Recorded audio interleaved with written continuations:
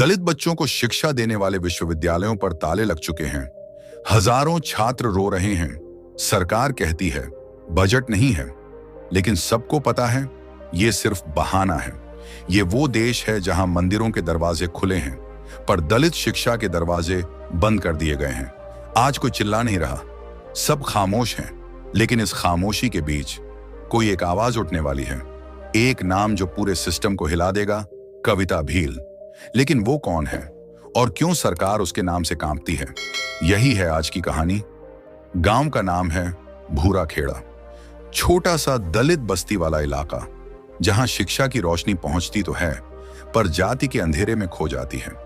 वहीं एक गरीब चमार परिवार में जन्मा रघुवीर, जिसके पिता स्कूल के बाहर झाड़ू लगाते थे और मां लोगों के घरों में बर्तन मांजती थी। रघुवीर की आंखों में एक ही सपना था, मेरी बेटी पढ़ेगी, कॉलेज जाएगी और सबको दिखाएगी कि दलित भी सोच सकते हैं। पर किस्मत जैसे दलितों से मजाक करती है। जब रघुवीर की बेटी सुहानी ने 12वीं पास की तो गांव के ठाकुर बोला, कहां जाएगी पढ़ने, तेरे बाप की औकात है कॉलेज भेजने की। रघुवीर ने कांपती आवाज में कहा, बाबा साहेब ने कहा था शिक्षित बनो, मैं अपनी बेटी को पढ़ाऊंगा। लेकिन आगे क्या हुआ कोई नहीं जानता था।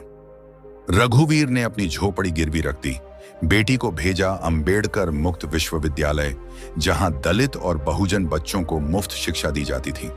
वो विश्वविद्यालय एक उम्मीद थी, एक ऐसा मंदिर जहां जात नहीं ज्ञान पूजा जाता था। लेकिन एक दिन अचानक सरकारी आदेश आया, दलित और पिछड़े वर्ग के लिए बने 40 विश्वविद्यालय फंड की कमी से बंद किए जाते हैं। पूरा परिसर सन्नाटे में डूब गया। हजारों छात्रों के हाथों में किताबें थीं, पर सरकार ने कहा अब ये दरवाजे बंद हैं। सुहानी ने रोते हुए कहा, पापा अब क्या होगा, कहाँ जाएंगे हम।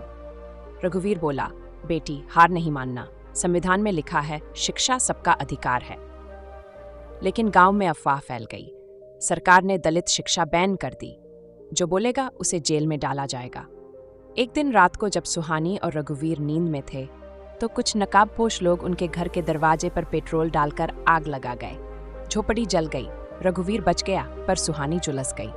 सुबह अखबार में बस एक लाइन छपी, दलित परिवार की बेटी जलकर मरी, परिवार पर गैर कानूनी विश्वविद्यालय में पढ़ने का आरोप। गांव चुप था, सिस्टम भी चुप, कानून कहीं दूर था। 4 दिन बाद उसी गांव के चौक पर एक सभा हुई।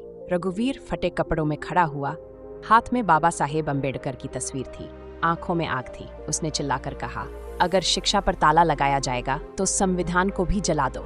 ये देश सबका है, सिर्फ उच्च जात वालों का नहीं। लोग डर गए, लेकिन एक लड़की आगे बढ़ी, चेहरे पर स्कार्फ, आंखों में बिजली। उसने रघुवीर के पास जाकर कहा, आपकी बेटी की मौत व्यर्थ नहीं जाएगी। रघुवीर बोला, तुम कौन हो? लड़की बोली, नाम मत पूछिए, मैं सिर्फ एक आवाज हूं जो संविधान से निकली है। उसके बाद उसी लड़की ने दलित शिक्षा पुनर्स्थापना आंदोलन शुरू किया। दिल्ली, लखनऊ, भोपाल, हर जगह रैलियां हुई। सरकार ने उसे देशद्रोही कहा, मीडिया ने उसे नक्सली महिला बताया, पर जनता ने उसे कहा नई अंबेडकरवादी आवाज। उसके वीडियो सोशल मीडिया पर वायरल हो गए। वो संविधान की किताब हाथ में लेकर बोली, ये किताब किसी ब्राह्मण की नहीं, ये किताब हर उस बच्चे की है जिसे शिक्षा से रोका गया। पुलिस ने लाठीचार्ज किया, पर वो चुप नहीं हुई। वो चिल्लाई, तुम चड़ींग विश्वविद्यालय बंद कर सकते हो, पर 6 करोड़ दिमाग बंद नहीं कर सकते। धीरे धीरे उसका चेहरा पूरे देश में पहचाना जाने लगा, लेकिन किसी को अब तक पता नहीं था वो लड़की कौन थी। सरकार ने उसके खिलाफ वारंट निकाला, उसका नाम लीक करने पर 1 लाख का इनाम रखा। मीडिया वाले हर जगह पूछते, कौन है वो दलित लड़की जो सरकार से टकरा गई। और फिर एक रात प्रधानमंत्री कार्यालय के बाहर भीम सेना के झंडे के नीचे एक प्रेस कॉन्फ्रेंस हुई। वो लड़की सामने आई, माइक उठाया और कहा, मैं वही हूँ जिसे तुम डर से नहीं पहचान पाए।